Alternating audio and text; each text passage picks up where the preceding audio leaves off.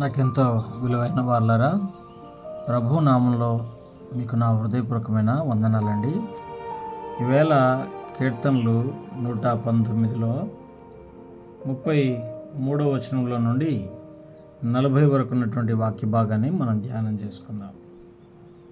యెహోవా, నీ కట్టడలను అనుసరించుటకు నాకు నేర్పుము, అప్పుడు నేను కడమట్టుకు వాటిని గైకొందును. నీ ధర్మశాస్త్రాలను అనుసరించుటకు నాకు బుద్ధి దయచేయము, అప్పుడు నా పూర్ణ హృదయంతో నేను దాని ప్రకారం నడుచుకుందును.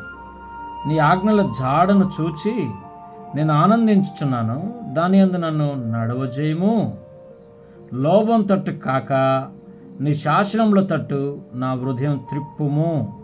వ్యర్థమైన వాటిని చూడకుండా నా కన్నులు తిప్పివేయము. నీ మార్గములలో నడుచుకున్నటకు నన్ను బ్రతికింపుము. నీవిచ్చిన వాక్యము మనుషులలో నీ భయం పుట్టించుచున్నది, నీ సేవకునికి దాన్ని స్థిరపరచుము. నీ న్యాయ విధులు ఉత్తమములు, నాకు భయం పుట్టించుచున్న నా అవమానమును కొట్టివేయము. నీ ఉపదేశములు నాకు అధిక ప్రియములు, నీతిని బట్టి నన్ను బ్రతికింపుము. దేవుడు ఈ మాటలను మన వినికిడిలో దీవించి ఆశీర్వదించి ఫలింపజేయనుగాక. ప్రియమైన దైవజనాంగము, ఈరోజు మన పాఠ్యాంశము మీరు చూసేదాని ప్రకారం మార్పు చెందుతారు. మీ దృక్పథం మీ స్థితిని నిర్ధారణ చేస్తూ ఉంది. మీరు ఏం చేస్తారనేది, మీరేం కాబోతున్నారనే దాన్ని నిర్ధారణ చేస్తుంది. కాబట్టి మీరేం చూస్తున్నారనే విషయం చాలా జాగ్రత్త కలిగి ఉండడం అనేది చాలా చాలా ఇంపార్టెంట్.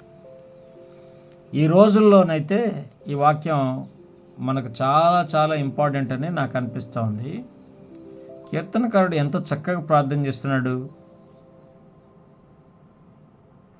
37వ వచనంలో, వ్యర్థమైన వాటిని చూడకుండా నా కన్నులు త్రిప్పివేయము, నీ మార్గములలో నడుచుకున్నటకు నన్ను బ్రతికింపుము.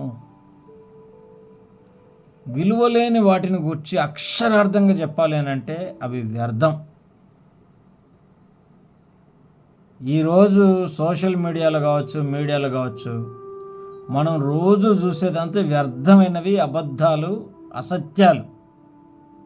అవి సత్యదేవుని నుండి కలగనే లేదు, సాతాను నుండి, లోకం నుండి కలుగుతున్నాయి.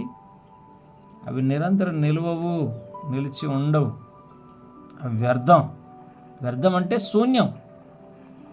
మిగిలిందంతా కూడా పనికి మాలిన నీటి బుడగలు. అవి అంతకు మించి ఏం లేదు. దేవుని వాక్యాన్ని చూడండి, అది సత్యం, అది దేవుని ఐశ్వర్యం, అది నిరంతరం నిలిచి ఉంటుంది. 89వ వచనంలో ఇదే కీర్తనలో, యెహోవా నీ వాక్యము ఆకాశమందు నిత్యం నిలకడగా ఉంది అన్నాడు కీర్తనకారుడు. నిత్యం ఉండేది. దేవుని వాక్యంతో మన జీవితాలను నింపుకుంటే వ్యర్థమైన వాటితో మనం పోరాడగలుగుతాం. బైబిల్లోని పేజీల పైన మన కన్నులను నిలిపించినట్లయితే సత్యమైన విలువైన వాటిలో వర్ధిల్లుతాం, నిత్యత్వంతో సంబంధం కలిగి ఉంటాం.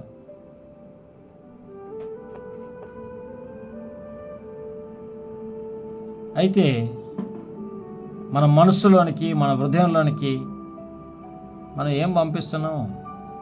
అబద్ధాలతో కూడిన వ్యర్థమైన తాత్కాలికమైన విషయాలను మన హృదయాల్లో నింపుకుంటున్నాం. చేతిలో మొబైల్ ఫోన్ ఉంటే చాలు, పిచ్చి పిచ్చి తలంపులతో నిండిపోతున్నాం. ఇవి ఒక చులకనైన, అబద్ధంతో కూడిన, వ్యర్థమైన, తాత్కాలికమైనటువంటి వ్యక్తిగా నేను మారుస్తున్నాయి. మర్చిపోవద్దు ప్రియులారా. యోహాను పత్రికలో 1 యోహాను పత్రిక 2వ అధ్యాయం 17లో అన్నాడుగా, దేవుని చిత్తాన్ని జరిగించేవాడు నిరంతరం నిలుస్తాడు. మనం దేవుని చిత్తాన్ని చేసే క్రైస్తవులుగా ఉండడానికి ప్రయత్నం చేద్దాం. లోకం అందించేదంతా కూడా స్వల్పమైంది, అబద్ధమైంది, వ్యర్థమైంది. ఈ లోక పునాదులపైన మన జీవితాన్ని కట్టుకోవద్దు. ప్రత్యామ్నాయంగా దేవుని వాక్యం మీద మన జీవితాన్ని కట్టుకుందాం. అది మాత్రం నిరంతరం నిలుస్తుంది. అలాంటి కృప దేవుడు మనకు అనుగ్రహించి నడిపించునుగాక. ఆమెన్.